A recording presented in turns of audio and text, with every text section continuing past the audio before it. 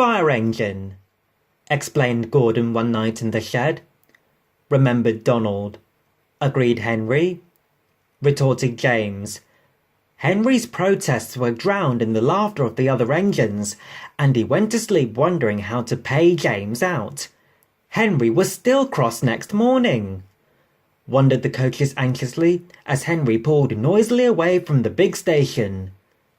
Henry snorted impatiently. They had a fast run, but it didn't improve Henry's temper.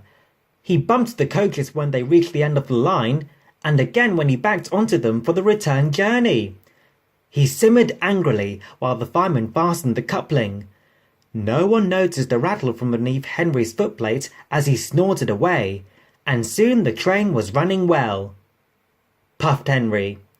Faster and faster they went. At last, Henry began to feel better. Suddenly, he heard a crack from below his cab. Shouted the driver. He applied the brakes while the fireman scrambled forward to the footplate. He was just in time. Both men watched in horror as a widening gap opened between Henry and his tender. Henry stopped as soon as he could.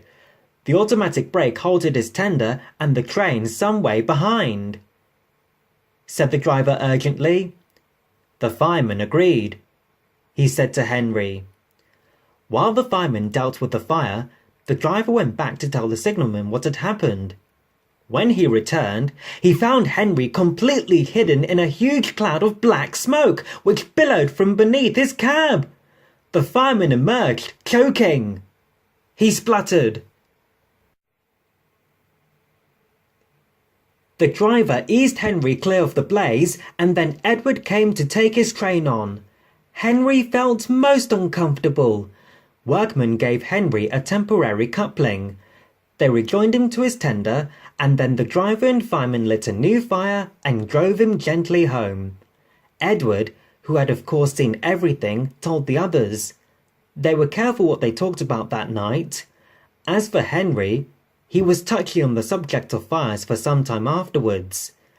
But James was quick to notice that from then on, Henry stopped making rude remarks about the colour of fire engines.